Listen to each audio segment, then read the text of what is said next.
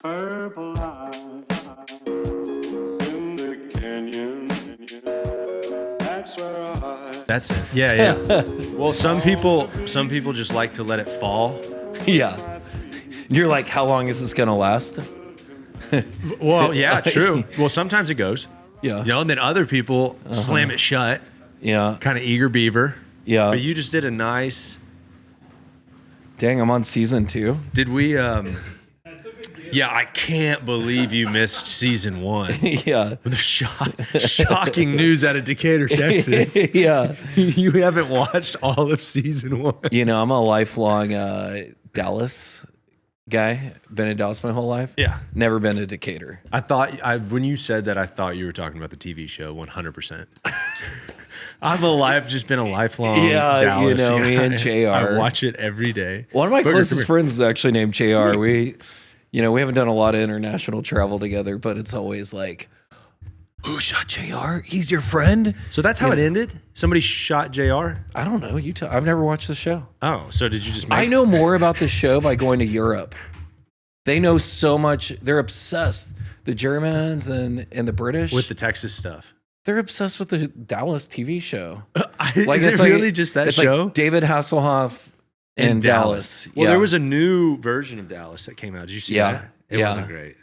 I don't want to say too much about it. I worked with a guy who was on this show. No. Yeah, I don't think it was very good. Okay, yeah. Okay, hold on. You've got to be official. Season 2. Season 2. The Jarrod Morris vibe. Beau Bedford here. Yeah.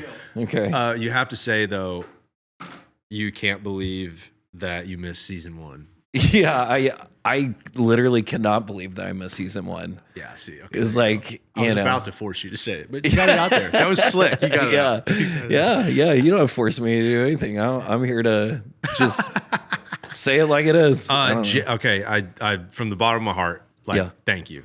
Because I've been a fan of yours and everything that you've worked on for I appreciate it. Yeah. I've listened intently.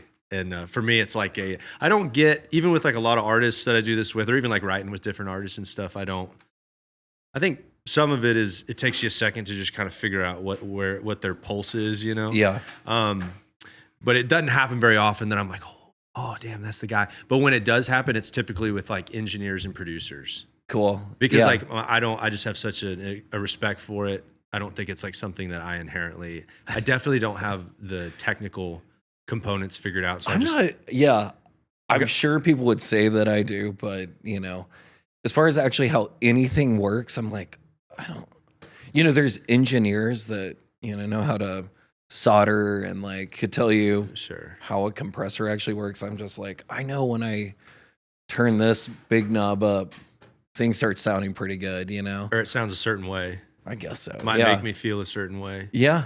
Yeah.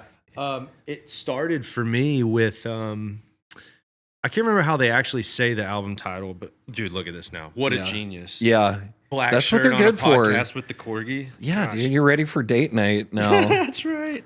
That was my date, I think. Yeah. That's how long they last. Dude, it started for me. I can't remember how they say it, but El Astronaut or Astronaut. Oh, El Astronaut. Quaker City Nighthawks. Yeah. And Beat the Machine was like, whoa. I just listened to that song so much. And that band in ways kind of came out of like obscurity for me because I was into like some of the underground like Texas stuff. Yeah. And then they like snuck in there somewhere and I heard that song and like the way that you get into the groove, I guess it's like at the top of the chorus. Mm-hmm. Right? Beat the drums come in, sort of, or maybe verse 2. No, it's the top of the chorus, like maybe just a shaker comes in. Yeah. Whoa, gotta get what you need. And then the top of the second verse, the groove comes in, and then like the fill going into it, and you kind of like flip the beat on itself in a way, and it was just great. Like first time I heard it, I was like, gosh, this is awesome. So that was a time in my life where I was not nearly as in tune with producers, engineers, and all that, and so it's just interesting as you grow and then you start figuring out some of the people that worked on all this obscure music that you always liked and it all seemed to be unrelated. And then you find out the people that worked on it and then there's all these commonalities and you're like, no way. We like to think we're so eclectic, but well, Man, I'm glad you're bringing that up. I mean, that was one of my favorite albums, as I was really learning. I don't know. I'm still learning what a producer is. But, I had known the guys in Quaker City for years, probably a decade before we did that album, from being in Fort Worth. And Dave Matzler, who wrote that song, had this killer band called the Black Bonnets in Fort Worth. And he's just like a master at writing these blues rock songs. A white guy writing blues songs is such like a cool anomaly. And Dave really inhabited the lyrical space, and that song's really a protest song. It's like a war protest song. Beat the Machine. Is it weird that I still haven't really listened to the lyrics? Oh no, I'm a music first person too. Music always comes first, and as I've been more of a found my way in songwriting, I've found the lyrical side just entrancing. But at the end of the day, like when I hear a track first, it's like vibe, groove, tone, all that stuff. Just like if it has that, now I'm in. It's hard for me to just get into a acoustic and vocal song. But yeah, that song is. I'm glad you pointed out it's a legendary track. If you haven't listened to it out there, I love it. Definitely like if you like Texas music, it's like a seminal track. Yeah, but it might be funny if the Texas thing is interesting, because like a lot of people would probably think of, like, if you just said like, what's quintessentially Texas, they're like Cody Johnson and George Strait. But like then you go listen to a track like that, and it doesn't sound anything like that. And then even the approach of the recording and the production is it's got that rootsy, like a very roomy thing, very performance based. Yeah. And like the recording style, which is stuff that I've grown to love more. Yeah. Yeah. Which I'm curious how it does seem like you even stuff that you've produced that might seem a little slicker. Yeah. Maybe a little more pop oriented. Mm-hmm. I've noticed they all like still have these elements of like a performative element to it. Yeah. And maybe even like you sneak in some roomy elements, some like room miking in there, where it always ends up, even if it is like a slick pop thing, it still has this element of like, I don't know, like vintage recording style. Yeah. Well, before I was a full-time producer, I was a guitar junkie. So if I got $100, I'd go buy $100 worth of guitar knickknacks and pedals. And it started kind of like that. And then as I, got into the, recorded music side of things, I was just constantly obsessed with old gear and equipment. And so a big part of my sound is, old preamps, old compressors, old microphones. And then I've got a studio I've been in now for 12 years. I did El Astronauta there, called Modern Electric Sound Recorders. And it's a killer live room. And it was built by, or has roots from like the old Memphis style, like construction techniques, and I think the studio was built in 1966. And my studio partner found it on Craigslist and invited me to go check out this space. I went in there and I was like, whoa. It was already... Yeah, it was a studio. It had, What kind of gear did they have already? Nothing. It was like empty when we got in there. And I think hip hop artists had been in there before we moved our stuff in. But yeah, it's a legendary spot, and the live room is amazing. And yeah, you put a microphone, against a window in that room facing away from the band, and it does an amazing sound, and all sorts of tricks you can use to get the room sound. Sure. But you don't have to put quotes around tricks. I don't know. They're not tricks, like they're getting lost too. Yeah. It's just not as common, it's in today's age, it's easy to, my stuff that probably sounds a little slicker is probably because it's me doing everything by myself.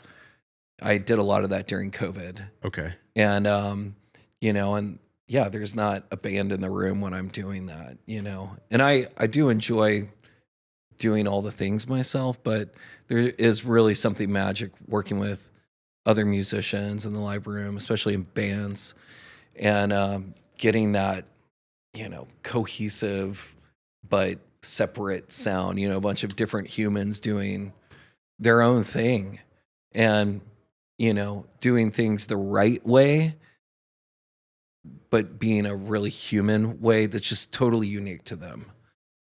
Something magic happens. I don't even know what it is. I'm just like, sometimes I'll be there behind the control room and just be like, whoa, I'll never forget this moment that's happening right now.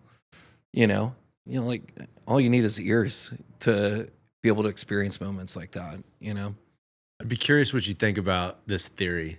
Come on. Don't be afraid to tell me it's just dumb. Okay. But tell me, I want to hear your thoughts on it. I think music that stands the test of time, or let me start it the other way. I think music that is captured in an era, that is defined by an era, that doesn't technically stand the test of time. It just is a nostalgic piece for people that grew up, they were young when it happened. Some of that music that doesn't stand the test of time is music that only takes you back to where you were when you first heard it. But music that stands the test of time is music that takes you back to where they were when they recorded it, and also back to where you were when you first heard it. Yeah, I don't disagree with that. I think what do you think it means? Well, I'll put my own spin on that, which is, I try and tell artists this all the time. We have no idea how our music's going to be treated in the grand scope of things. We are really early on in recorded music. Recorded music's been happening for 100 years. The economization of making a living as a folk artist, which I'm using the term folk artist, anything outside of classical music is like essentially folk art and popular music.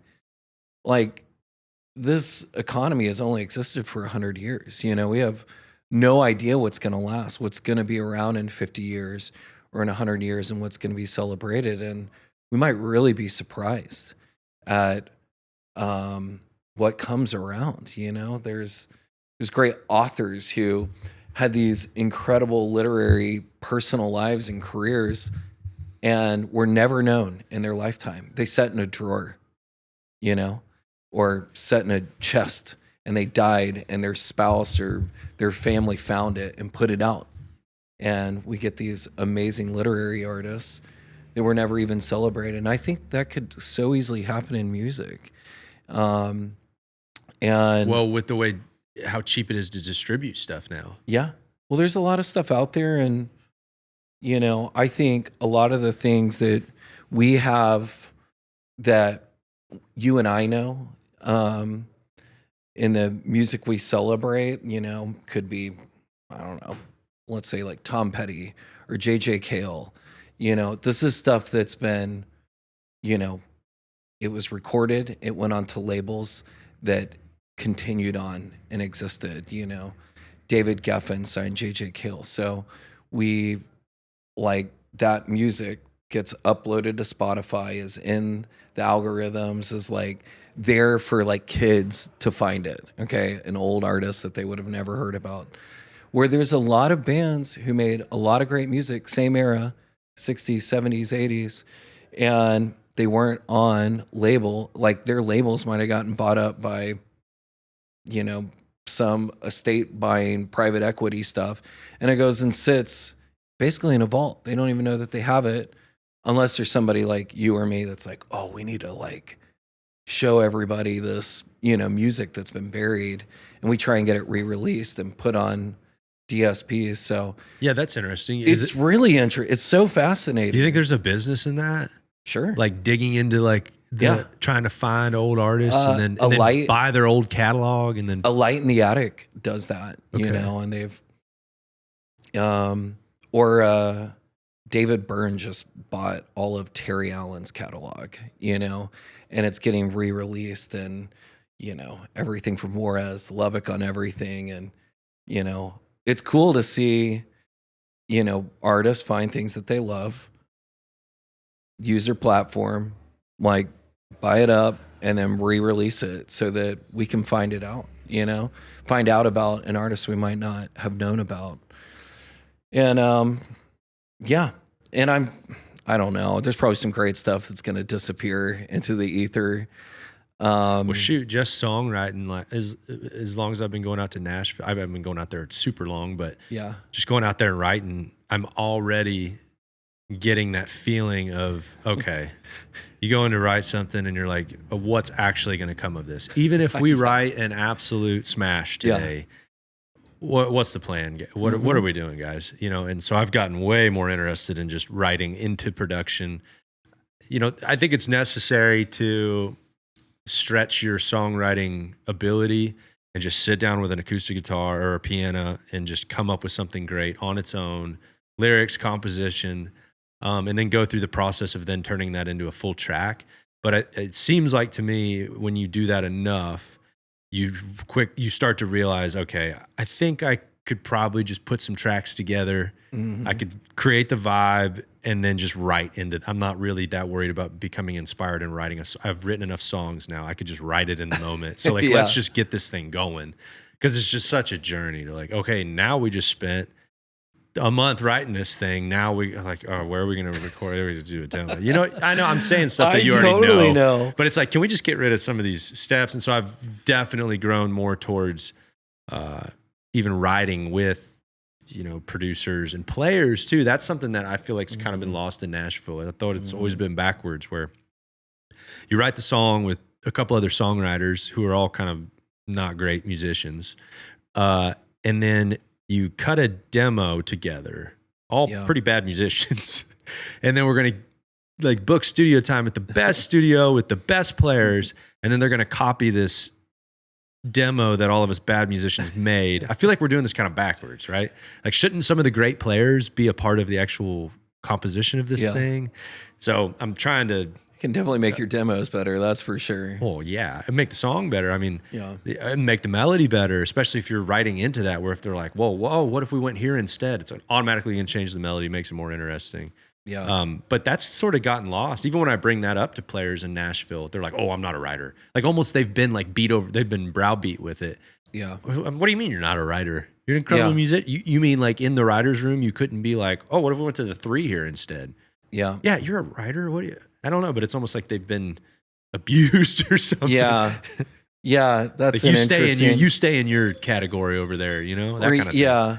No, I've been really lucky. I mean, you know, a huge part of anything that I've ever gotten to do is because of my collaboration with not just great singers and artists, but the musicians that I work with. And yeah, it is really interesting, like on the demo side of things. You know, that's a huge part of my job when I'm like writing in a room with an artist is, you know, I'm the producer. I can just start making a track right away. And it only gets amplified when there is a killer musician in the room too. Some of these artists are amazing musicians, you know?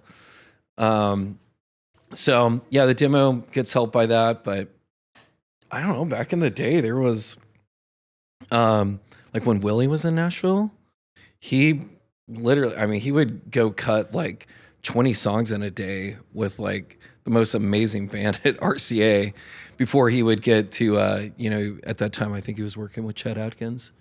And before the songs would go to Chet, he would cut with these amazing Nashville bands, all of his demos. And some of those recordings still exist. They're called like the Pam demos or something. And they sound they're better than the Chet Atkins recordings.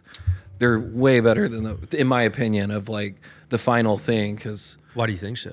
I don't know. I think Chet was like he's such an amazing artist in himself, but you know, he was trying to differentiate Willie's sound, and Willie, you know, he'd get with these, you know, amazing session musicians and like, I don't think he was like overcoaching him. He was just like, here's a great song.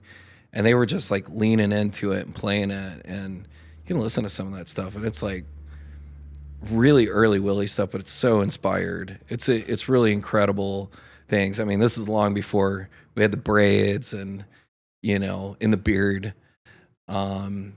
He's such a special artist, and it was cool discovering that stuff and finding like, him working with these session musicians without a producer in the room, and just what they came up with is some Nashville legendary shit, and how do you think being a producer, what your perception of what that was when you were first getting going, how do you think that's changed over the years? I don't know. When I first got my very first production credits, I didn't even know what a producer was. I was just making demos with one of my, at the time he was one of my really, really good friends, J.R. Denson. J.R. has gone on to at that time he was an artist and songwriter. He's now a manager and entrepreneur. He was my manager for years. But when I was a teenager, he had an album come out and he listed me as a producer on like these songs that my demos made the record. And I was like, what's a producer? I didn't even know. And, I kind of live by this simple rule, producer is just someone that helps an artist get a song done. And that can happen in so many different ways. And I feel like personally I can connect you with the studio and with the band, and I can also play the instruments, and I can engineer it, and I can mix it, and I'll get it connected with a mixer, and then on the major label things, it's like dealing with A&R people and everybody or their management. Everybody has an opinion about what should be. And, a producer has to wear so many different hats. And, or sometimes if I'm working with a band, it's like, I'm just like kind of the band counselor, I'm the guy that, nobody can really get mad at, as we're making decisions, it's hard to be in a band. So, or you could be the guy that everybody gangs up on. Yeah, sure. And I'm fine with that too, but I think the producer, it's a really broad role. And a lot of people have, their niche in the way they feel and look at themselves as a producer. For me, I just look at myself as a collaborator. And so all my records sound different. I don't lord over an album or an artist and try and get them into my sound. I try and get into their world and their sound and maximize what the artists sound and feel like in this moment. And seems like such a kind of newer way of doing it though, because it seems like the old school way of being a producer was very orchestrated. Yeah. Conductor-ish. Well, sometimes that's what an artist wants, Sure. Sometimes I'm working with somebody who, doesn't, isn't involved or just wants to be level. involved like that. And they're like, I love what you do. Just go do it.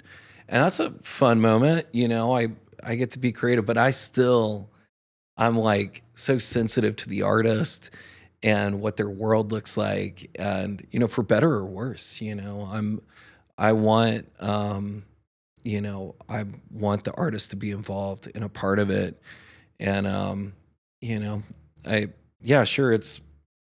I want to be proud of what I've done, but none of it works if the artist doesn't believe in the music. So do you find yourself oftentimes having to maybe do things that in the moment your taste doesn't love it, but you are trying to fulfill their taste? Yeah. And then you have to back away and say, wait, hold on, this isn't like what I want. I'm trying to get what they want. I'm always like in it. Like if you get in the studio with me, I'm like, it doesn't matter what the style of music is. Like I'm selling out into an artist world for myself. And like, you know, getting on the level and finding their world and their voice. You know, the older I get, the less of a critic I am of any style or genre of music.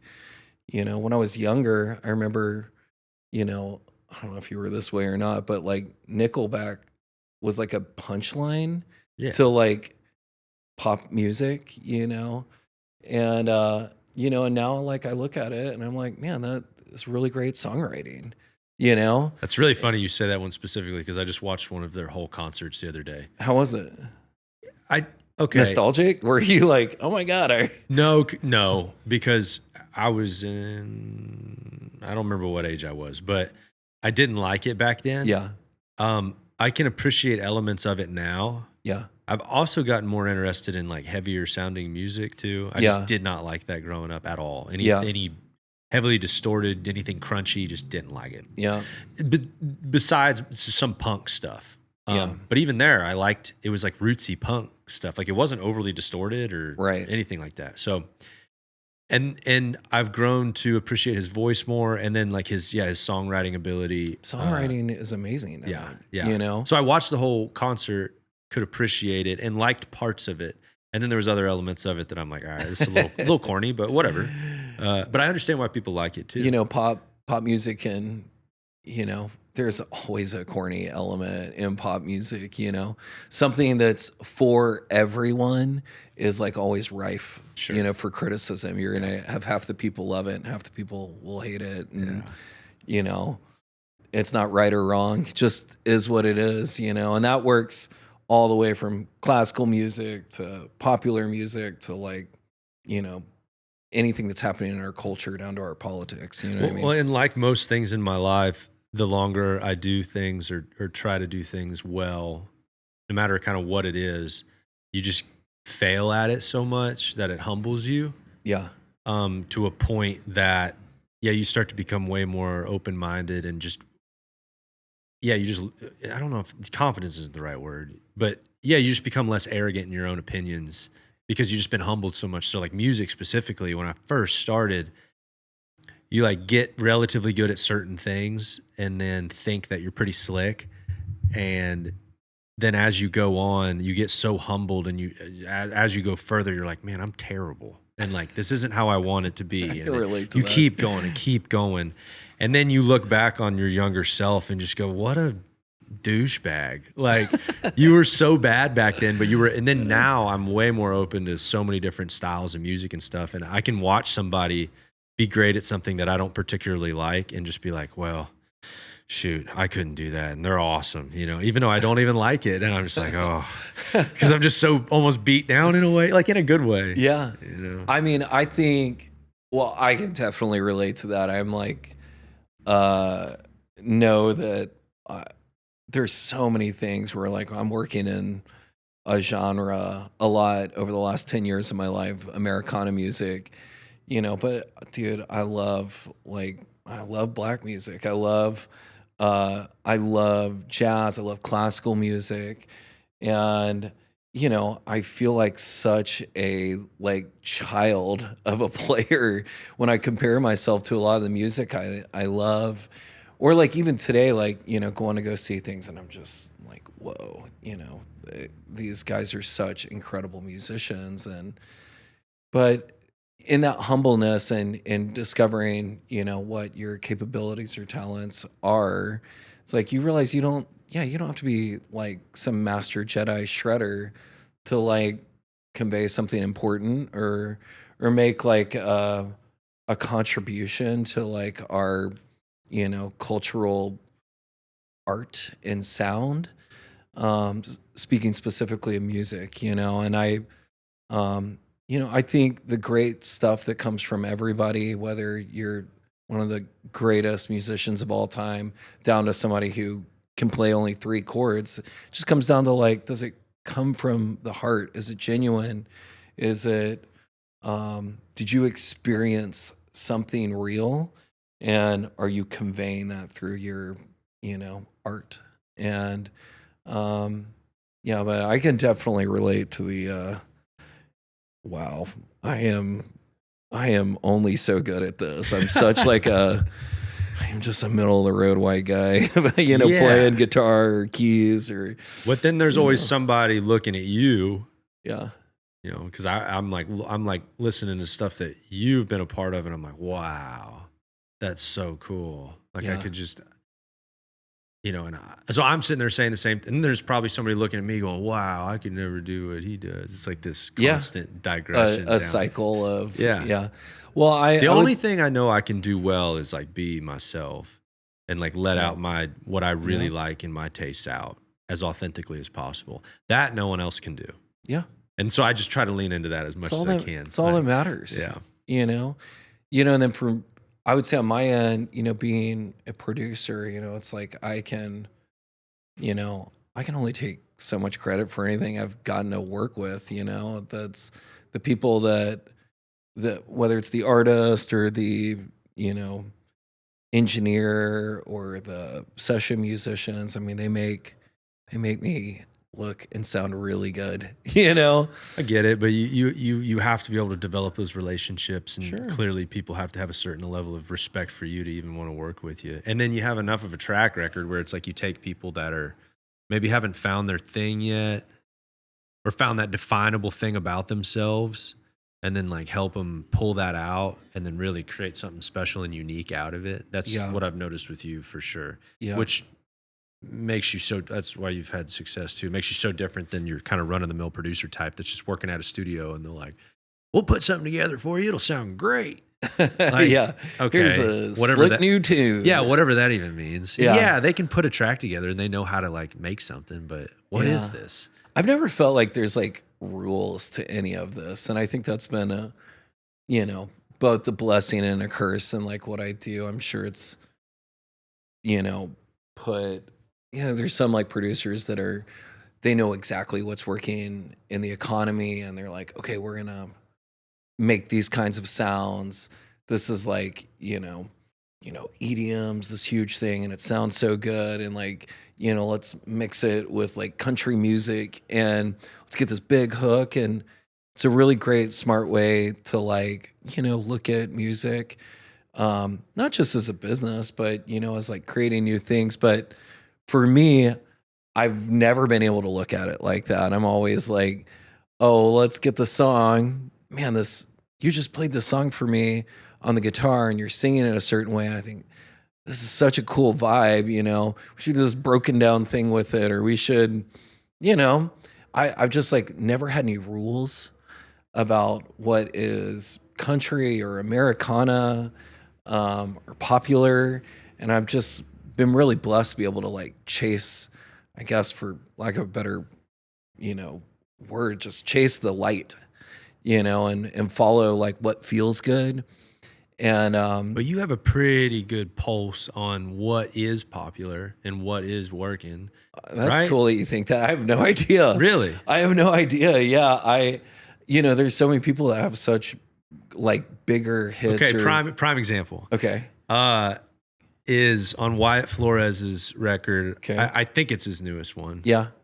You only did one with him, correct? I did. I guess he only has one full album. I did his debut album. That's right. Yeah. Okay. Yeah. So I don't know the name of the song. Okay. But see if I can pull it out. So like probably a year and a half ago, the guy that I work with, we have a home studio and stuff, and that's like I've cut all my stuff kind of in home studios and we mix it ourselves and all that. So it's just like guerrilla warfare, we're just like in there trying to make it happen.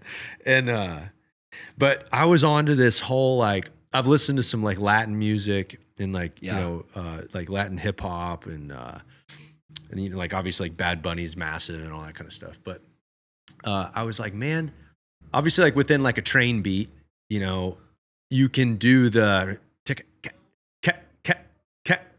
your Latin groove, like or whatever, a bossa or something. I don't even know what that's called. Isn't it a bossa or something? Bossa Nova. So, but like most of all, your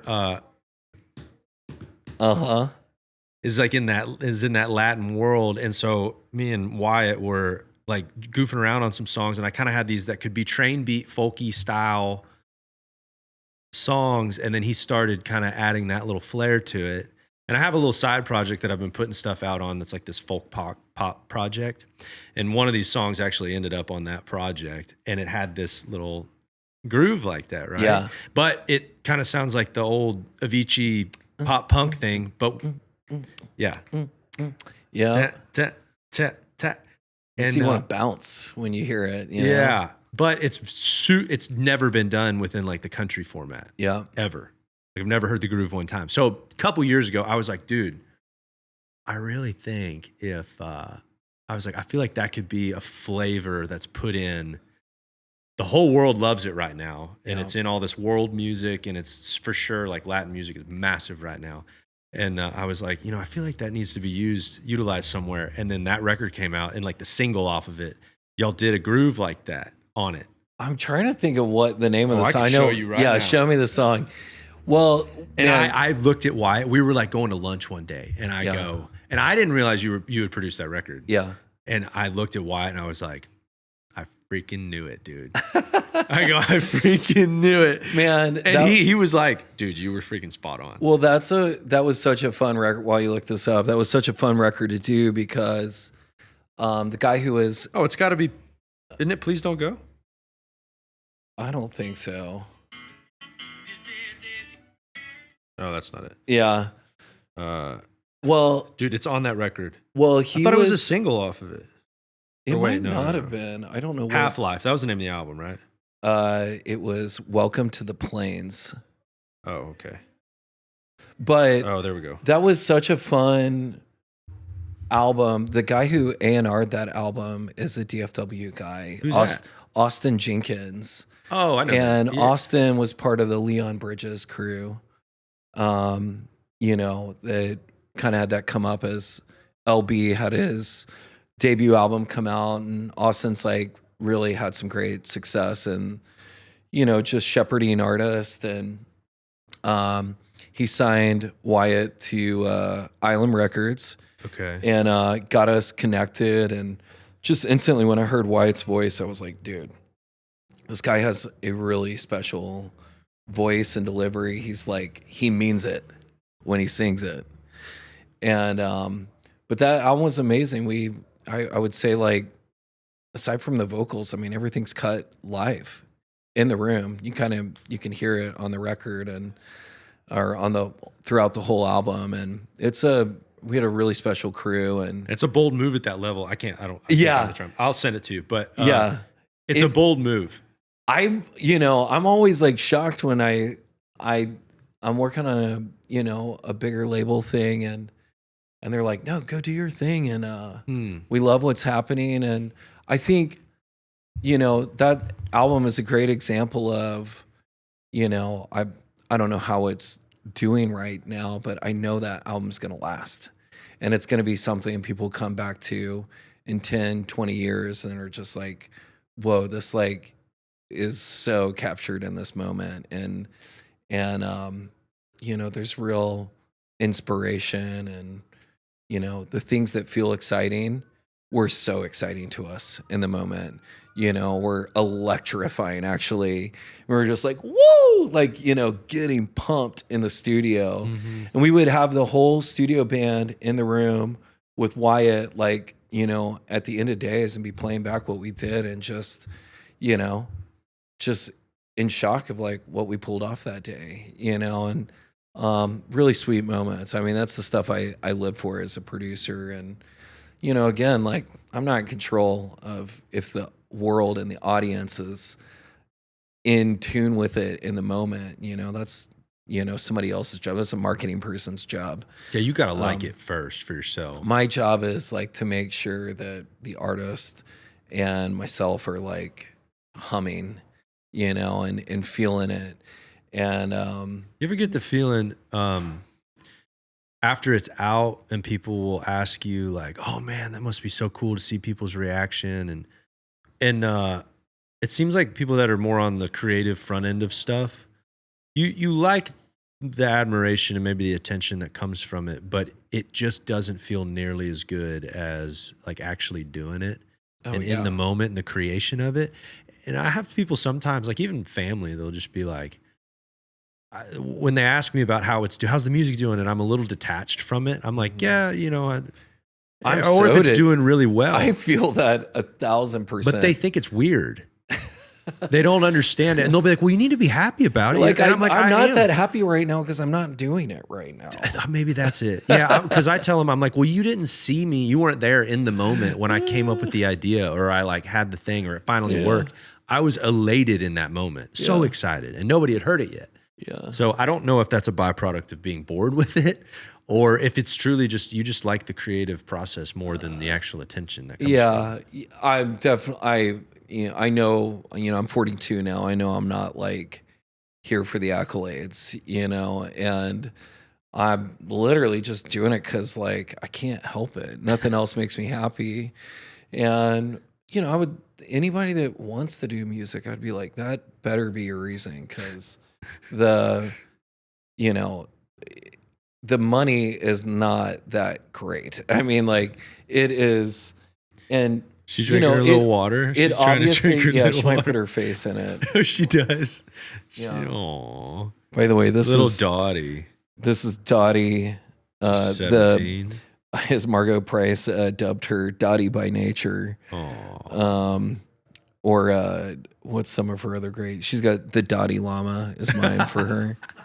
But she's a little Zen character, and she's always in the studio with me. I travel with her, and I know why artists that come back want to work with me again. I know what the real reason is. It's the Dottie Llama. It's this little guru sitting next to me who pretty much does nothing but beg for food. Just Dottilicious It's her one job. bubblegum. Yeah. I mean, come on. Nicknames, dude. Why else do you have a dog other than nicknames? Yeah. It's well, all incessant. these came later. I adopted. She was my sister's dog. Wow. Thank you. Hey, can you snag me one of those NAs, please? Wow. This is so fun. I said I was a beverage guy in here before we got going. Now I got 4. I'm bad So at I'm feeling my full diner self right now. Oh, I do the same thing. A breakfast. I'm like I'm a nightmare. Yeah, I would like a coffee, a water, a Bloody Mary, an orange juice. If it's fresh squeezed. Has to be. Actually, I'll go grapefruit juice, but few places have that. I'm an old guy Topo, now. grapefruit juice. I'm an old man now. I get frustrated with myself sometimes because I want all the beverages, but orange juice and coffee pisses me off. It's like, just, what do you mean? Like you don't like them together? gosh, I frustrate myself every time. Like you'll do it and then be like, why did I do this? Every time I go to a breakfast joint, I'll say, well, you got to do the orange juice first and then start drinking the coffee. It's hilarious. The last time not this morning, but last time I went to breakfast, I sat down immediately and I go, I'll take an orange juice and a coffee and a water. Yeah. And she brings them out and then I slammed the orange juice first. Okay. Hated my first couple sips of coffee. Yeah, you got to do some water. You got to clean the palate. Shoot. Yeah. I'm not terribly bright, so but I'm Are you a working black coffee person? 100%. Yeah, me too. Just drink it black. Why did that start? I've always wondered, like, I've never been into like cream in my coffee. Yeah. And I'll get a latte or a cappuccino every now and then. I'm like, oh wow, this Pretty good. It's amazing. But when it comes to drip coffee, I'm like, no, Black. I will not do that. Yeah. I'm almost a little offended when they ask. Yeah. You want cream in it? No. I think it's probably just because we got, the guys that raised us or something, or we were around. It's like such old cowboy culture that like somehow made its way down to me. I'm such a city kid. You just have to drink it black or you're soft or something. I like truck stop coffee. I like being on the road and like getting coffee from Love's. Yeah, like I've been trying to work it into a song somewhere where I can talk about just like a shitty cup of gas station coffee. Or like where somebody offers me like a nice cheers, dude. Yeah, cheers. Somebody offers like a nice fancy coffee and I'm like, you know what? No, I'm just gonna go to the gas station. I just want my bad gas station coffee. Yeah, me and too. I don't know why. Me too. I like being on the road. Okay. And it's such a companion, whether I'm driving by myself or I'm with a crew, like it's nostalgic for me. I'm addicted to convenience stores. Yeah. I just What's your favorite convenience store purchase? a coffee. Aside from coffee. Yeah. I do like knickknacks occasionally. Or like a Navajo. I don't know why. Oh yeah. Like I always buy those stupid jackets that aren't great and they suck. And they're just itchy and terrible. Yeah. And I just buy them all the time. Yeah, you're like, oh, this looks cool. Socks. Wow. I've never gotten socks at a travel stop. I like to get socks. They always have a great sock collection. Yeah. Oh, the good ones. I love a fresh pair of socks. There's no way to treat yourself better. Getting the right elasticity, the right cotton feel. Because when socks get a little old, they're just not that fun to put on. No. They fight you a little bit. How big's your sock drawer? Dude, I got socks everywhere. Just socks everywhere. Yeah. Yeah, I do too. And then I wear my wife's socks and they're too small. I try and they like make me mad. throw them out like once a year, like, oh, I haven't worn these. I know. And like, you know, the drawers, it's just like, it's like they're procreating. In there. They're just like, I don't know. Well, I can tell you that they are because it's happening at my place too.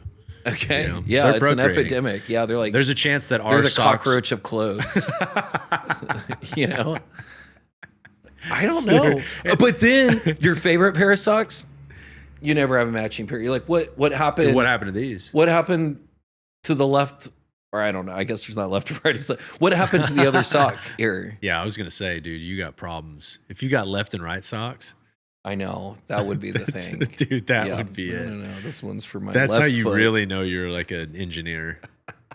I'm so not. I'm like so not detailed in that way. Yeah. I love working with great engineers because they're like, you know. They'll keep you on the railroad tracks, but I mean, make no mistake, they are struggling to figure out what the point of any of it is.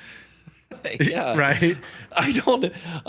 They're just typically going like, okay. Oh my God. My favorite engineers to work with are always like one step ahead of me to where I'm like, ooh, I want to, like, hey, can you get another track set up for, this thing I want to do? Already did it. Yeah. And I'm like, oh my God, I love you.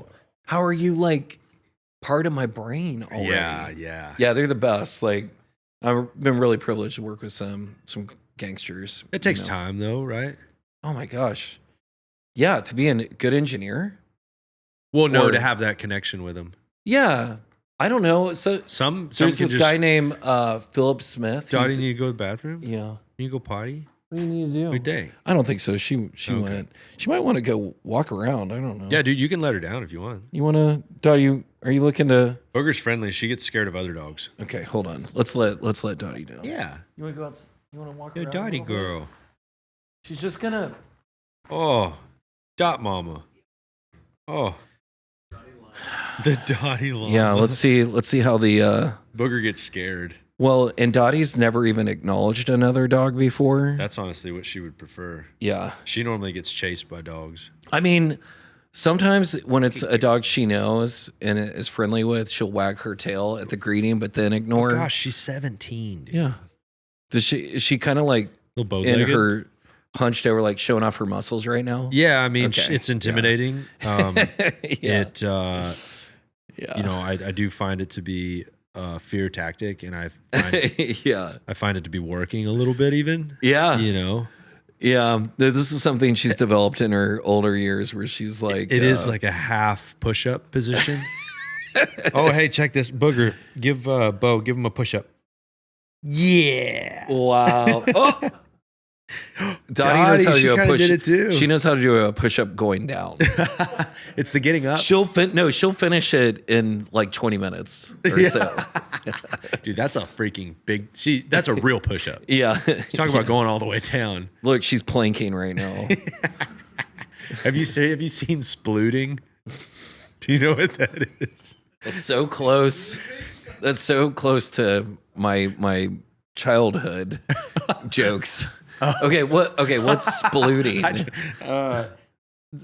I don't know why it came about with corgis specifically. I think it's because they have such big butts and then little legs. Okay. It just looks particularly funny. But when they lay flat on their stomach and then they've got their feet coming out behind them, Yeah, that's splooting. they call it a sploot. That's really fun. Splooting. I And then love if language. They just, dude, it's the funniest. Yeah. And the internet's gotten so funny. Yeah, Yeah, it with really the has. economy of words. And if you do one leg, it's a half sploot.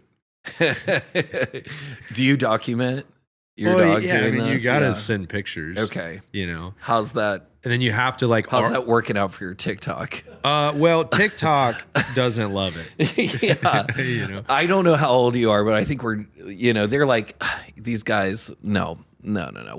They're not going to help us. These guys have nothing to add. Dude, the other one that pisses me off, What? the combo thing, is those mint chocolates at Olive Garden. What about them? I hate them. Oh, really? And I get them every time. The Andes? Gosh, I just hate That's them. at Olive Garden? Or like a York candy. Yeah, I don't like the York. Dude, but I always get them. I And then I eat haven't it, and I'm had- so mad. And I haven't like had an it. Andes in 20 years, but I remember liking them, and I don't know if I do or not. You're just telling me I won't. Okay. Gosh, and I get a toothpick. It's like I'm preempting my bad decision, you know? Yeah. It's like buying the Gatorade, you know, before you go out for a night of drinking or something. And you're like, why am I doing this to myself? So I get the toothpick and then I grab the Andes.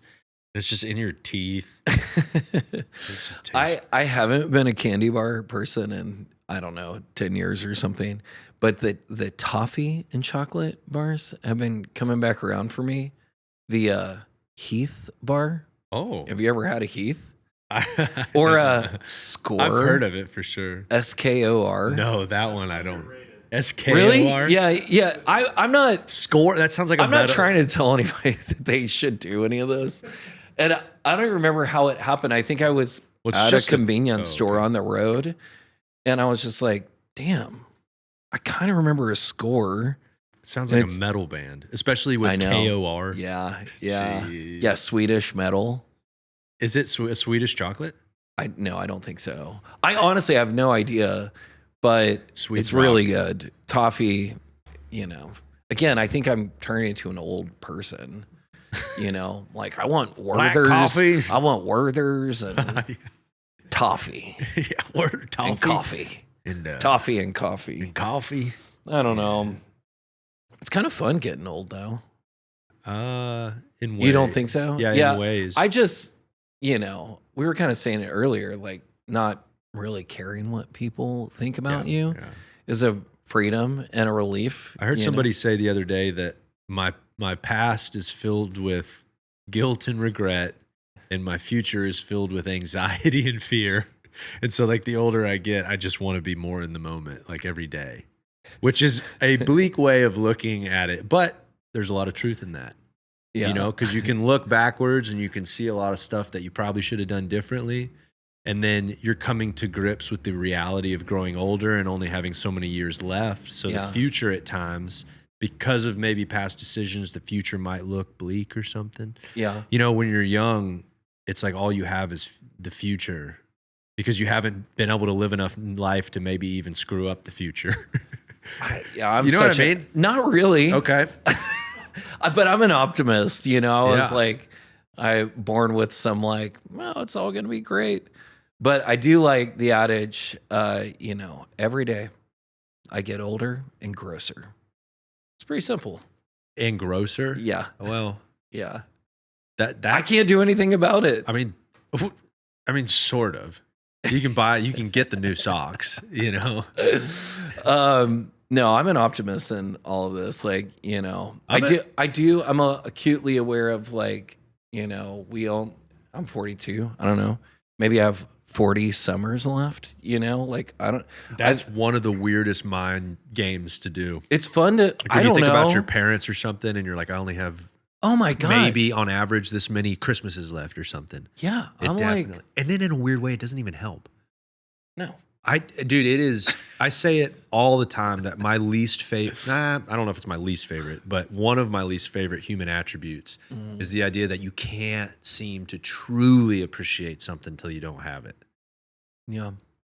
I don't, and you can consciously sit there and know that you should appreciate something, and this moment might never come back, but it's like you just can't quite get to that next layer until it's gone, and then you're like, dang it. Yeah.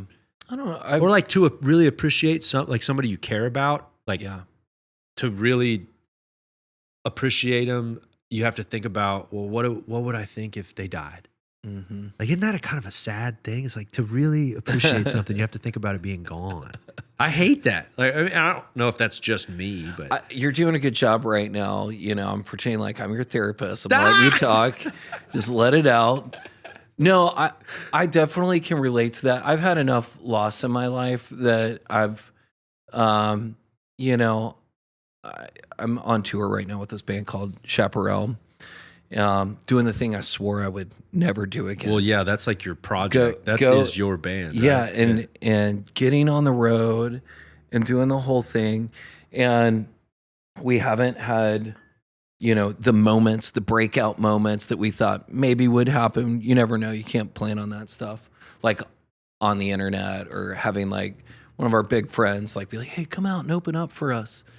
But we've been building this thing and grinding on the road, and it's been incredible, but it's been small.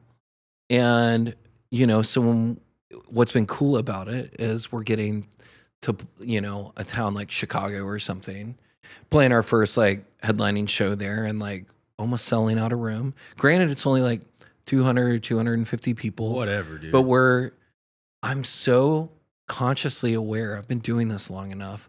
Like, this moment Rare. is special. If we, if this project blows up and we're doing really big things, I'm not going to forget this moment. But I think part of that has to do with like, experience and having gone through it. When I was younger, I didn't know how to appreciate those moments in the same way. But the same thing in friendships and with loved ones, I'm acutely aware of those special moments, mainly because, I've lost people. I've lost a lot of friends. Okay, so it's like a lot of perspective can I create. think perspective gives you so much insight into this world and your sense of gratitude. Of course, going through those things can also spin it the other way. For some people like, look at the world bitterly, Sure. for having lost somebody or things not worked out how they planned it. But for me, I'm grateful for where I am and that I get to spend the time doing what I do. Music's such a gift, no matter how hard it is.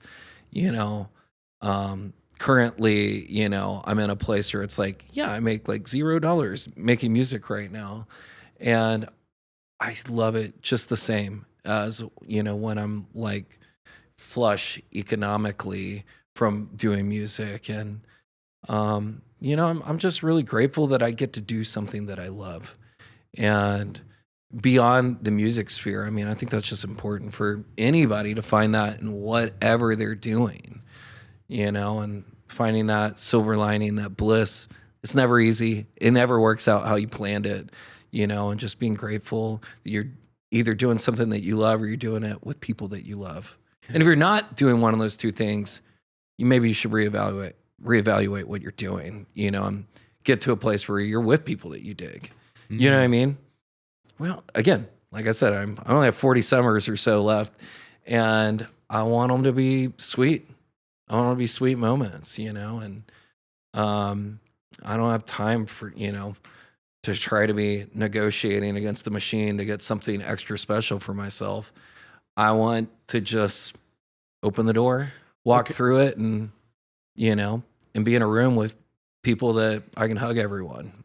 So on the lines of only having 40 summers left and you want to make them as good as possible, what do you do with times that, you are going through something tough?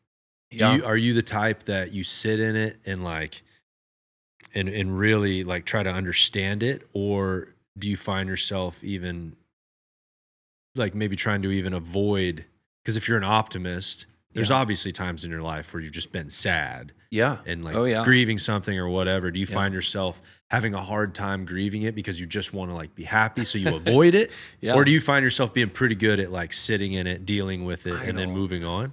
Yeah, I'm not better or worse than anybody else. I think grief is a really unique, reality that we all have to deal with. I think in the West, we don't really appreciate it or talk about it. There's a great book out there called The Smell of Rain on Dust, and it addresses grief specifically about it being one of the great human things we get to go through, because all grief is just a celebration of the thing that we lost, that we loved, that we lost. Wow. And your grief is equal to the amount of love that you had for that thing. That thing could be, you know, a dog, an ex, a friend. It could be a mountain. It could be a horse. It can be anything. But if you love it and you lose it, you know, your grief should be equal to the love that you had for it. Wow. And right? That was profound. Yeah. It's a cool way of looking. Celebration of, you know, but in the moment, it doesn't feel like a celebration. Wow. No. And that was something I had to learn. You know, I lost both my parents in my 20s. Wow. And it's a big, you know, I was telling my grandmother who lost one of her kids, and, you know, her daughter-in-law, she's still alive. And I was telling her, like, one of the greatest gifts my parents gave me was leaving early, you know, because it taught me how to love better. It taught me how to grieve, which is like not something we're really taught in the Western world. Like, especially in the Christian world, they're like, oh, you don't really have to, you're going to see them later. Don't worry about it. You know, like, let's move on. Let's go celebrate their life. And, you know, of course, do your tears, but we'll see them later. And it's like kind of robbing us of this incredible human experience of like, yeah, it's worth wailing a little bit and letting it out, especially in the manosphere. We don't talk about it, you know, like, or don't give it its value or importance, but it's such a huge part of our existence. It's going to happen if you don't die young. It's just, you're going to go through incredible loss and grief, and it's better to learn how to do it. And through that, you get this different attitude of gratitude for it all. Yeah, instead of just trying to find things to preoccupy your mind and like get over it, if you will, and just keep and then or push run it away down, from it, or run away from it. You know, we love alcohol for that. No we love.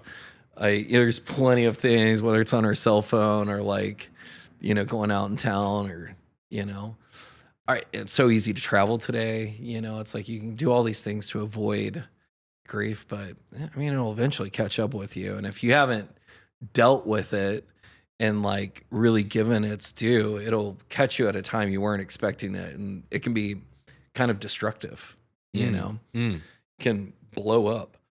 And, you know, that I think a lot of the tragedies we experience culturally is from that, you know. I'm not like a cultural psychologist or anything, but, you know, I definitely see a bunch of our, you know, the craziness in our culture. You know, it's like we're not doing everything right to take care of people and to love people right. And I think this deal with grief is a big thing for us culturally. And, you know, it'd be cool if we talked about it more and experienced it more. Yeah, because it's difficult to go through a full grieving and experience all those emotions and like get so broken, and then on the other end of that still have like deep anger. I find that to be rare, right? Totally.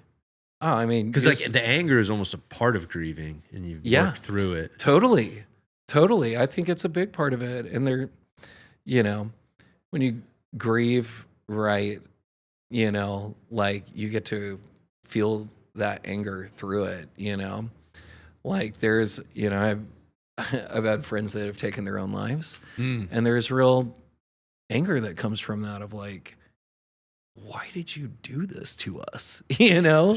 Totally. And, but also, you know, the empathetic side of myself is like, no, you were really hurting, you know? And it's important to go through that whole process, you know? If you don't, you know, you can't be walking around with anger or unforgiveness in your heart. Like you're not gonna you're not making this world a better place by doing that. No, and that stuff. And it doesn't matter how justified you are in your anger or your unforgiveness. You know, it's like it's just gonna eat you away. You know, by doing that, and then you're gonna start rubbing off people in a negative way. You know, so. Wow, I don't even know how we got here. What a mind! Yeah, you're a fascinating person. Thanks. Really? Yeah, it's refreshing too. You know, because I've really enjoyed your work so much, dude. And so it's cool to like see actually how your mind works. Oh my God. Well, I'm typically like more interested in the like, what gets me interested in somebody initially is what they do, sure, but then beyond that, it's more like why they do it, how they do it. It starts to interest me more than the what. The what starts to become kind of boring at some point, you know. Oh yeah. If the why is not there and the how is just bleak, and it's just I've had a really fun experience. I've been privileged to meet so many people. Right when I think I'm like, I don't have room for one more friend, I go and meet like 20 people over the next month. But one thing that I've really found really fascinating, I don't know when this started, but I just started connecting with people in a way that wasn't based off of what they do. And there's a handful of friends that I've had where like, it'll be like 2 years and they'll be like, you've never asked me one time what I even do. And I'm like, yeah, I just think you're cool. I don't know. Like, what do you do? I'm like, I guess now's a good time to talk about it. But what do you do? And not that I don't care, I get it. but it's like, that wasn't the basis of our, friendship. And we have, especially in the West, like such a transactional, economy. Especially in showbiz, if you want to call it Dallas, showbiz for sure. I go to Los Angeles a lot, and that's one of the biggest gripes of people that live there. Is like it feels so transactional, and I get there and I'm like, I never feel that because like you're probably not projecting that I either. rarely engage in it, and I think it's a really fun way to like go through it because somebody that's might be kind of famous, and I don't know who they are, like. When I don't treat them as like somebody that has a thing or for what people usually come to them for it's refreshing to them, know? And like, dude, we're all just humans, we all piss and shit and we're all going to die. And except for the leader of North Korea. Yeah. Or the guy from China. He was telling Putin, he's like, wow, isn't that crazy how we're going to live like 200 years? Like, I don't want to know what this is. Did you hear about this? No. He was on a hot mic talking to Putin. Okay. These guys are insane. I love it. Yeah. And they're like, they had some meeting in the state, like in China, and they're like walking up these carpets and they were just caught on mic talking about like, isn't this crazy how like we're going to live till like we're maybe 180? Isn't that wild? Hot mic. Yeah. And we're all going, that is crazy. How are you guys doing that? Do I want to do that? I mean... Would you want to live to be 180, $180? I guess it just depends on the quality of life. Yeah. I'm down for it, but quality of life. I want my, priority number one, I want my mind. Sure. Because that is what makes life, we're the witness. We get to like see our reality and, that should be part of our gratitude and praise, but also like sense of wonder. But then having a body that's cooperating with the mind. Oh, yeah. Yeah, because if the mind's running and you can't even... I don't know. There was a lady, I forget. I think this was from a Eleanor Roosevelt book that I read called You Learn by Living. She had either a woman in her family or somebody her family knew who like had some debilitating disease for her body, and she lived like last 30 years of her life bedridden, but she was like everybody's favorite person. You would go to her bed and like she was so invested in people and in their lives, Wow. And that was like fun for her. It was her blessing to receive and her blessing to give, so you don't have to have your body, but sure that would be nice. I like traveling. Yeah, well, yeah, and that also sounds like a very special person, probably. Yeah. Gifted by God to even be able to deal with something like that, have joy and happiness through all that. Come on. That's like supernatural. Dude, my studio partner, Jeff, his name's Jeff Sines. So this is Modern Electric. Modern Electric sound recorders. We've been in this place for like 12 years. And y'all are partners on it? Yeah. Yeah, okay. I want to say like, I might be, my timeline is older I get, it gets the worse. But I think it was around like 3 or 4 years ago, Jeff and I were doing a session one night and starting a big album. I had all these guys coming in from Nashville, and Jeff was engineering for me at the time. I started getting calls like at 1 a.m. from like his partner, and I ended up finding out that he got electrocuted through like a power line went down in the front of his house. Walked outside to see if the power was out in the whole neighborhood, and this power line, he didn't know, and was like in the grass, and it conducted to his chest, and he was like 200,000 something volts going through his body for like 5 minutes as they were trying to get this line off him without being electrocuted. So it didn't fully, dude. He was just getting so it's cooked. The way electricity works, and none of us obviously knew this at the time, but it's going into his body and it's going out his extremities. Yeah. And so because he had a silver belt buckle or something, and he had silver on his neck, it didn't go up into his head, and it kind of went down below his waist some, like on his backside, but it was exiting through his hands. And so he, after, he goes to Parkland Hospital, and he's like in the burn unit. Oh my God. But that's burning from the inside out, right? Dude, cooking. It's so crazy. Okay. But he's in the ICU for, I want to say 4 months. Yeah. They have to amputate both of his arms. He's a guitar player, recording engineer, dude, it's such a tragedy. This is after you guys were already partners, or no? Oh yeah. Okay. Yeah, this is, again, you'll have to excuse me. I can't remember the exact timeline. Yeah. But this is all in this conversation of gratitude. So he goes through this whole life altering, experience that you or I can't even fathom, and he is, dude, he's driving around, albeit probably illegally. He's got his hook, on the one arm that can barely take a prosthetic. And he's driving, he's engineering and producing again. And he's committed to like getting a steel guitar built for him that he can play. He's like so committed to doing all this stuff. And then we'll be in the studio, and, everybody's got shit going on. Everybody has real life things going on. And, the studio, it's a place where, it's an extension of our therapy zone. We're all letting it out all the time. And we'll be around Jeff, whoever it is, like, but man, it's nothing compared to what you've gone through. And Jeff will go out of his way and be like, dude, your experience is just on the exact same level and just as important as what I went through in my tragedy. And, he has a real sense of gratitude for being alive still, getting to see his kid, and being a light to his community. And it's so inspiring, dude. And it's like, you can lose both your arms and find joy, in the minutia still. It's like, dude, yours is the world.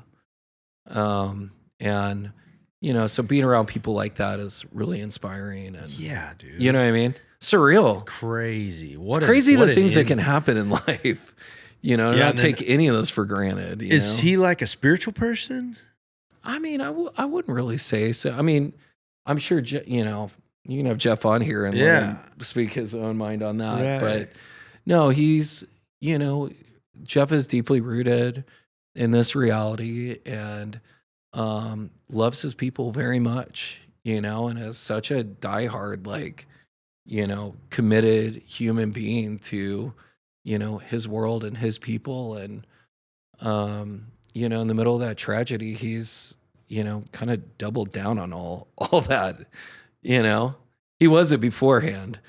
And, you said he was not. He was. He was. Okay. He was like, a very deep person and a very loving, and like, it's like, if you have something going down in your life, call Jeff Sines. He'll show up, there for you, Yeah. I had a night where I thought someone was like breaking into the studio, and it was like 2 or 3 in the morning. And I'm like, shut the main studio door and I have it locked and there's somebody like banging on it and I'm like yelling out, who is it? You know, and there's no answer. And I'm like, we had kind of had some nefarious characters hanging outside of the building that week. And so I called Jeff before I called the cops and I was like, man, do you think I should call the cops? He's like, dude, I'll be right there. And he drove there. This is before his accident. And dude, he had his like pistol pulled out and like, yeah, I heard him yelling in the hallways and I'm like, oh my God, I hope don't shoot anybody.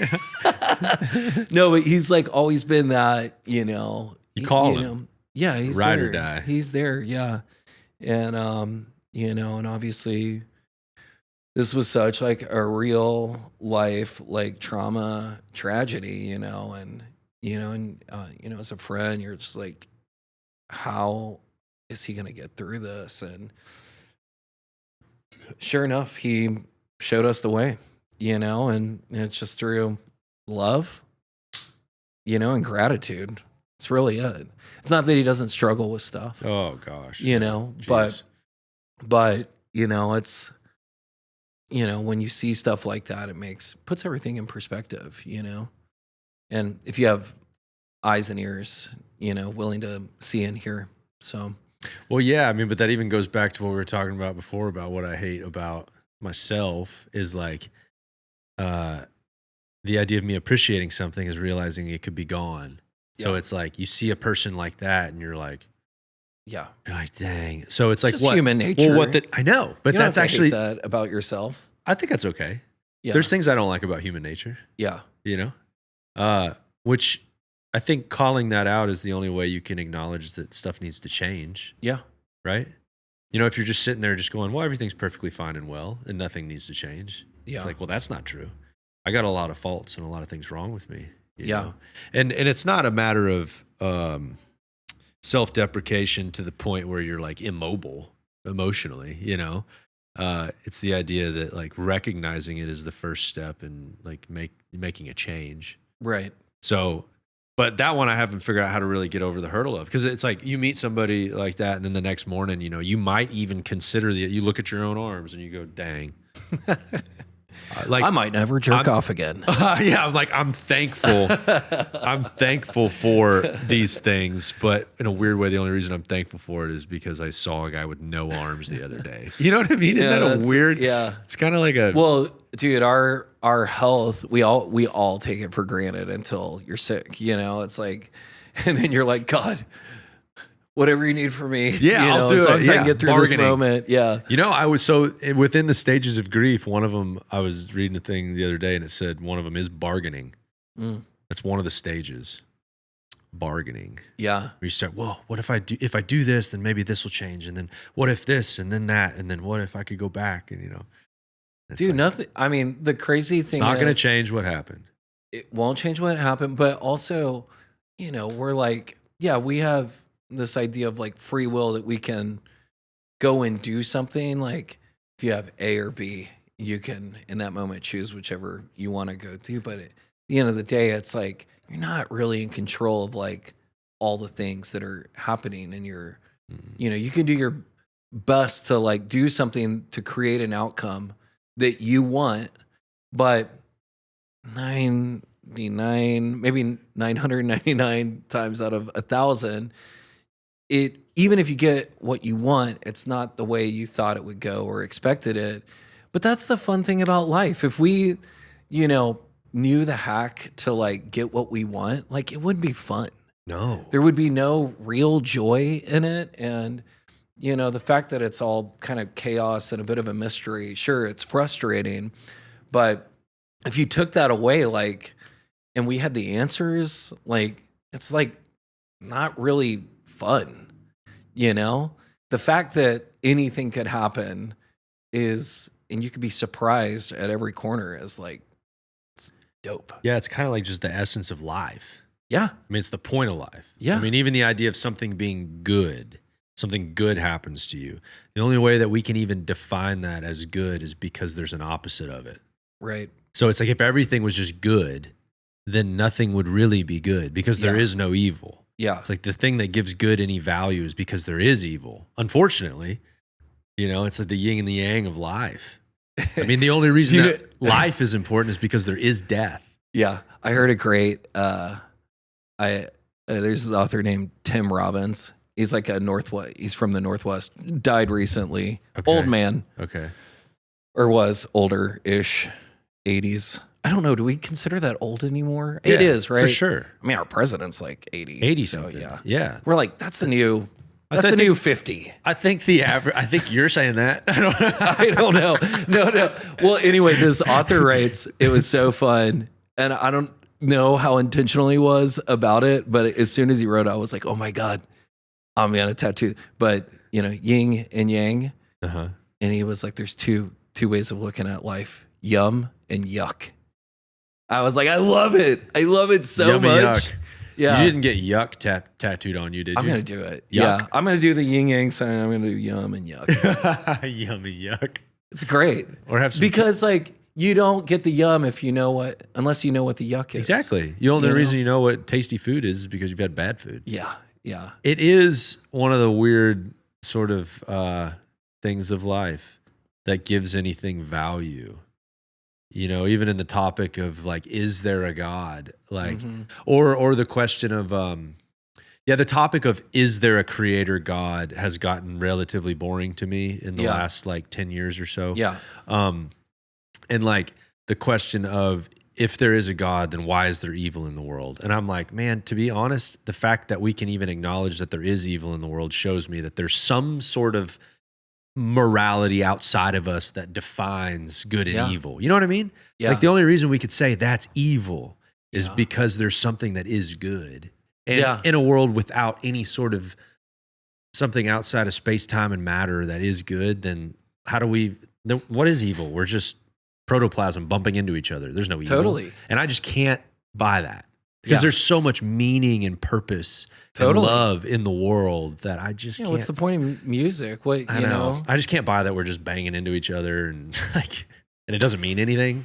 Can't buy it. I mean, the fun thing to me is that we'll never the faith side of thing or spirituality. The thing that gets me excited about any of it is the mystery of it all. Is the pursuit of a truth that we're just not even built to like handle what that truth is.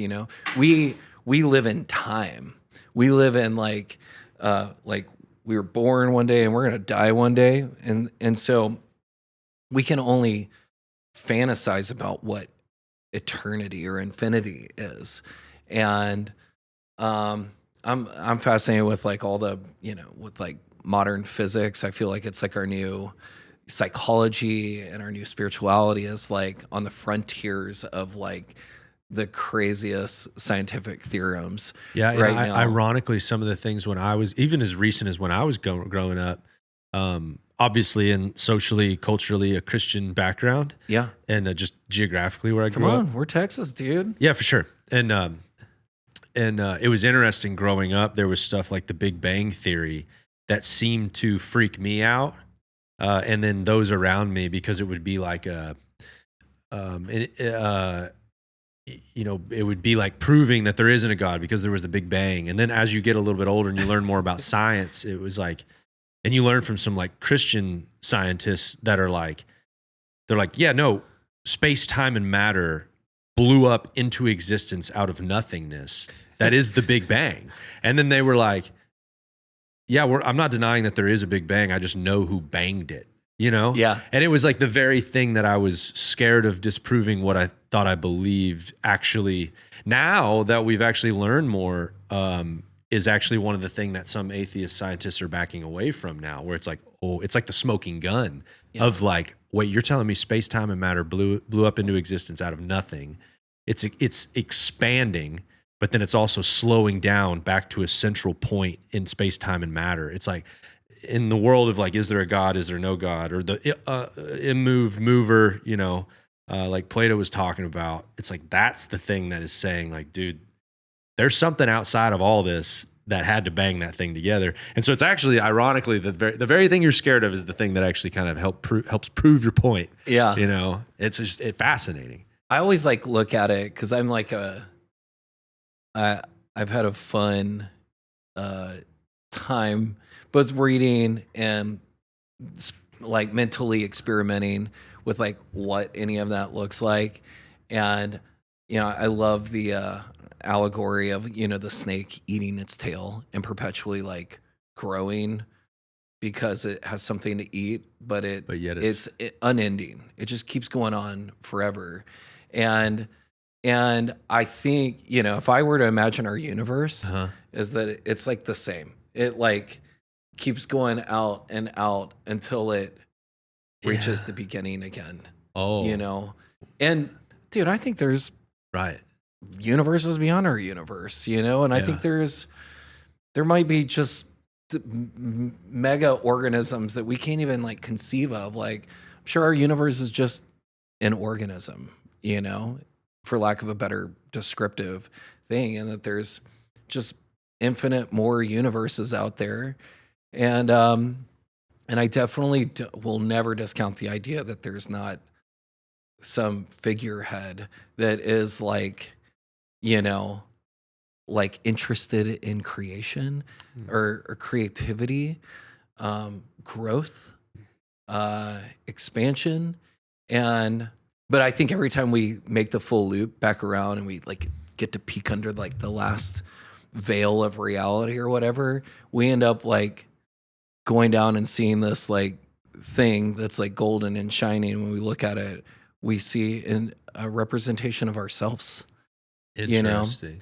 And I think we're, you know, really valuable, and that are, you know, easy for me to be like, it's all meaningless. You know, the sun's going to like, you know, dry up, you know, this solar, you know, system that we're in is like going to dissipate, like our galaxy will dissipate and the lights go out, it gets quiet, and it's easy to be really nihilist in knowing like, based off what we know in physics, that's kind of what's going to happen.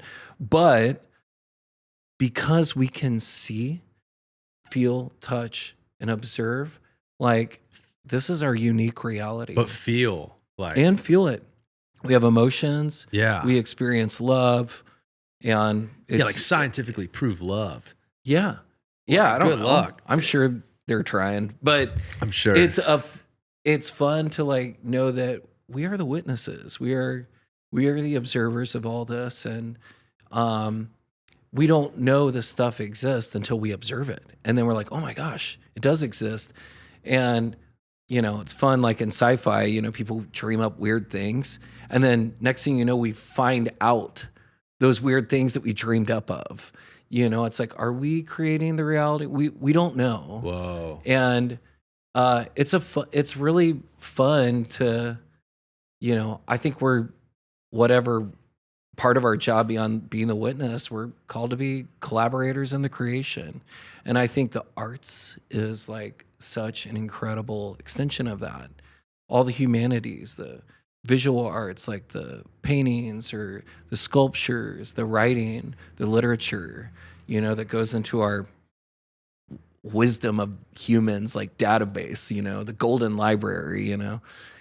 And then music, which is like our supernatural gift that is, you know, a lot of the great culture critics consider like music our greatest, you know, expression of the, you know, human experience, and our unique ability to create music is surreal. It's so cool. And that it came out of nowhere, you know. But it probably happened when we were, you know, in our very primordial selves of, I think song probably came about before words, you know, and the humming or chanting or, you know, playing of rhythms. I've always taken the route that this is it's actually might be the opposite of what you're saying. Yeah. Let's hear it. I love this. I don't even feel like I create anything. I feel like I just discover stuff. That's totally. I relate with that. Been in existence forever. Yeah. Oh yeah. And then I just somehow was given a gift to just move the puzzle pieces together in a certain unique way. Yeah. That somebody else hasn't yet. But those puzzle pieces just have existed. or even if you don't the show- possible combination of those Yeah. puzzle pieces has always existed. Yeah. And then Totally. somebody puts them together. Oh my gosh, you know, writing a song, and I know you know this, it's like, where does that come from? Where does the next thing you're going to ask me come from?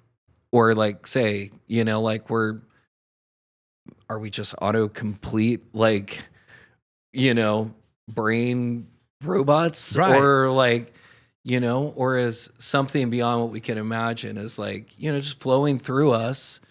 And when you know, don't fight it, you know, something magical can happen. And, you know, I definitely relate to what you say, like about it just happens. Like it comes from the ether, but that doesn't happen unless you let it, or unless you put in the work to let that kind of stuff happen. The song arise out of nowhere. And sure, it's going to be derivative of some other song. It's going to have some lyric similarities. It's going to have some melodic similarities. And, but the more you do that, the more of a chance you have for something unique and original to happen. Everybody, all the great composers, like classical music composers, were derivative of the things that came before them, or they were influenced by the folk music they were listening to and the songs that were working for the people, you know? And, but then in the middle of them pursuing something, leaps happen, you know, these giant leaps. And I'm sure they can't explain where it comes from. It's not because of their genius. Sure, they were a genius, but, you know, there are plenty of geniuses that didn't get a big creative leap, you know? For every Einstein we know about, there's like a million could be Einsteins, you know, that didn't have that big discovery, you know?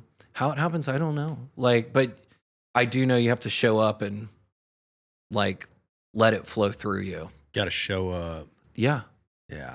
You got to let it flow through you. Yeah. Like there's no like, yeah, you know this. If you try and like make this lyric right, it's the most frustrating thing in the world, right? You're like, I just feel so lost. But then when you turn your brain off, like it'll just show up. All right. So the way that comes about for me, it happens almost every time. You're hung up on this one spot, and it's the moment right before somebody says like, let's take a break or whatever. And then usually I'll say like, let's just like come up with a filler line, like just something to fill in the blank. Yeah. And somebody will say something that offhand is the line. Yeah, totally. It's the line. Yeah.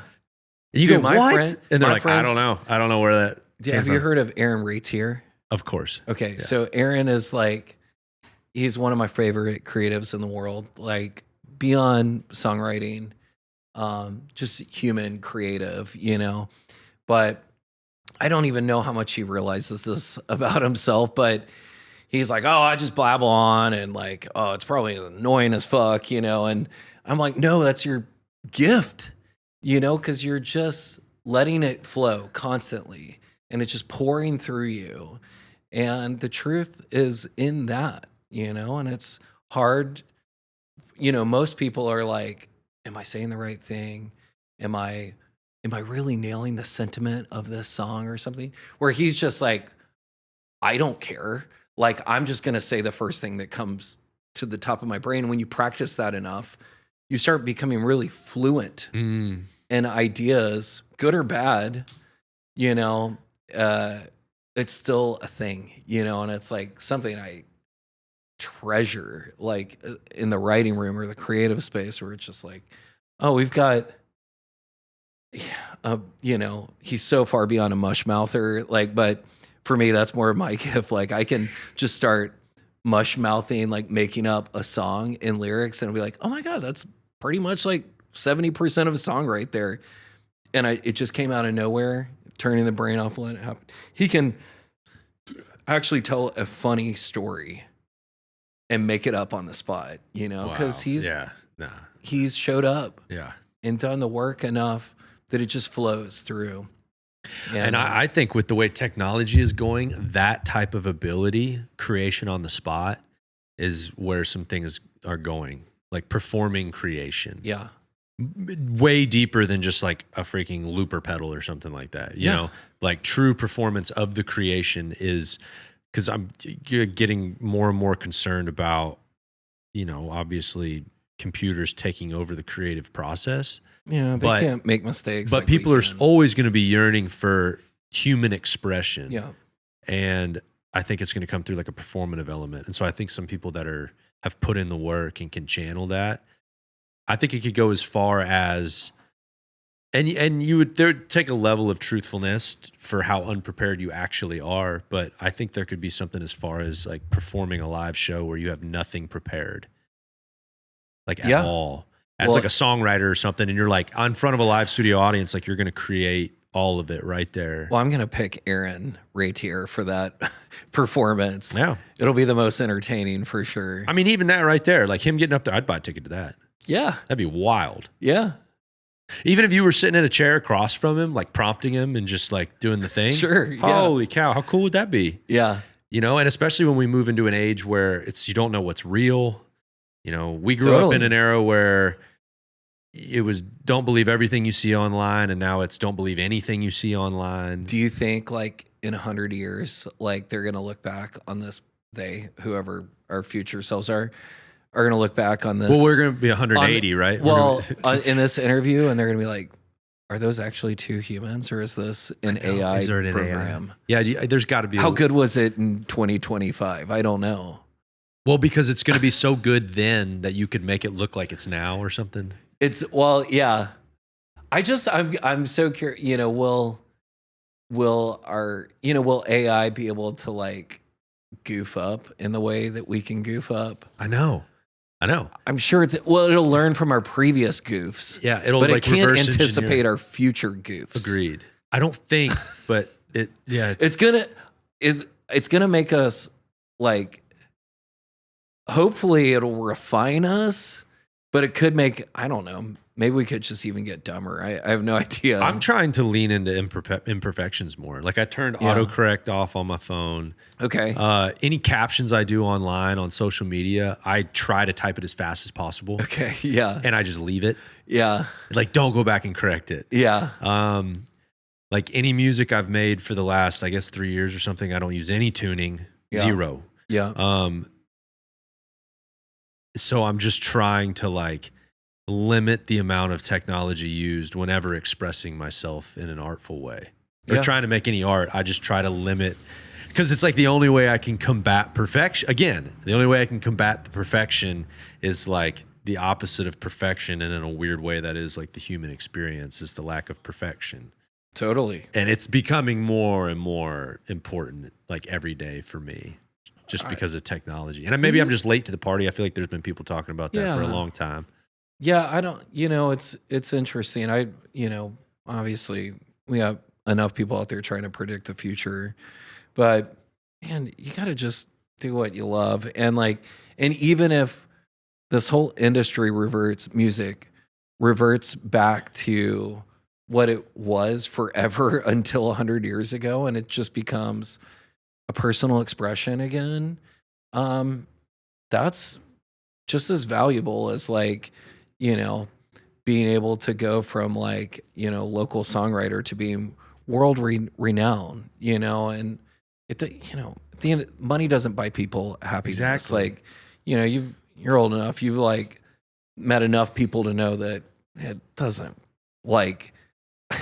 sure, maybe it's easier to cry in a Lamborghini, but I know in some ways it might make it worse. It can make it more complicated. Worse, yeah.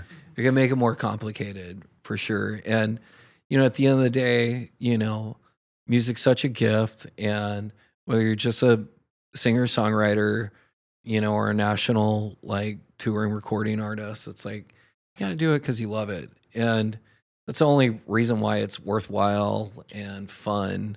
And it's even better when you do it with people you love. Agreed. That's a great freaking place to stop it, dude.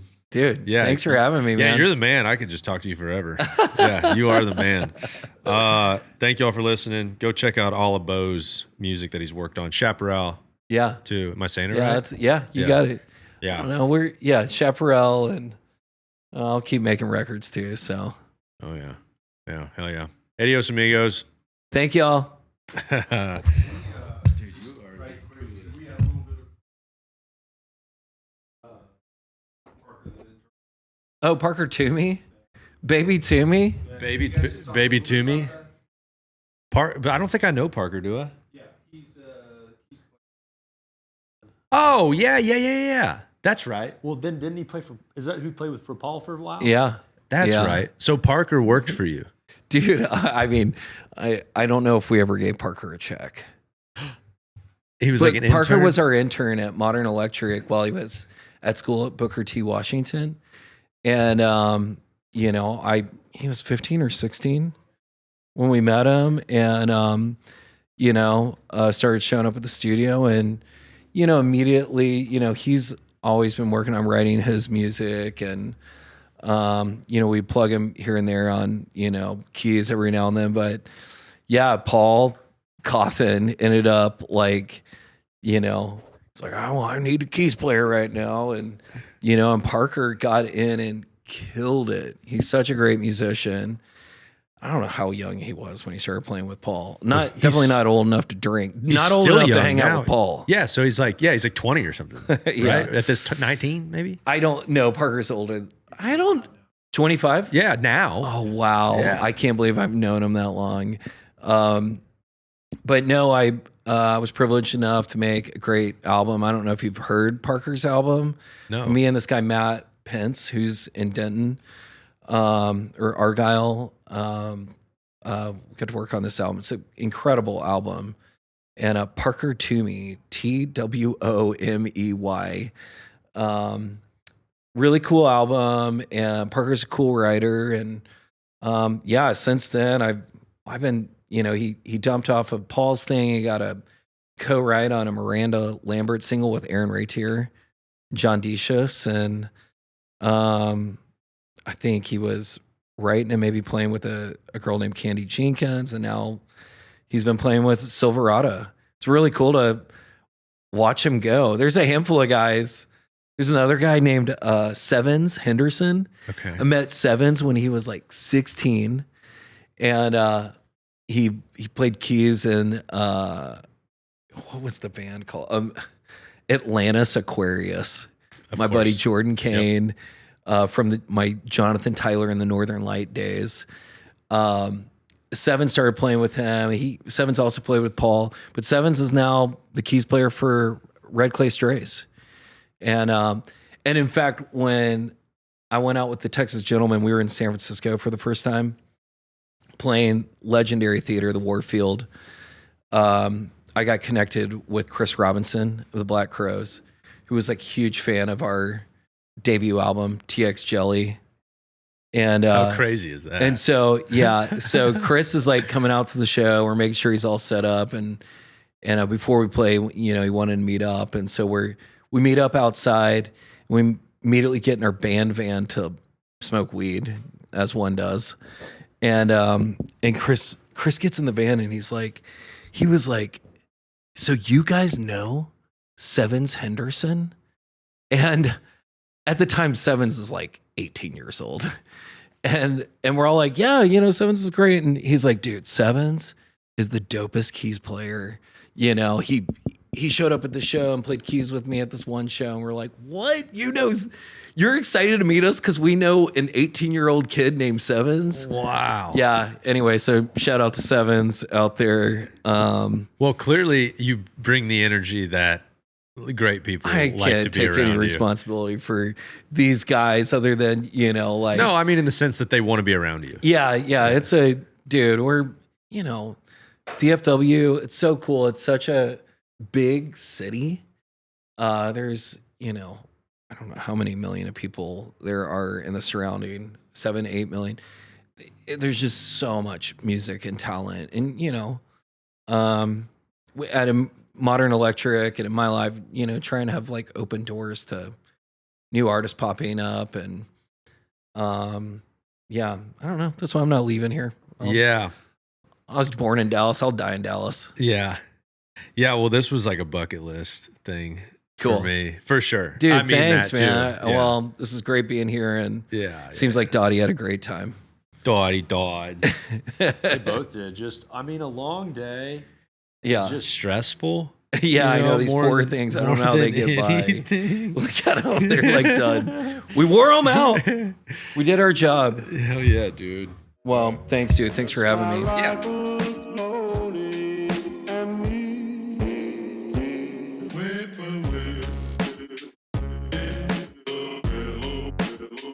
Sing the sweet melody.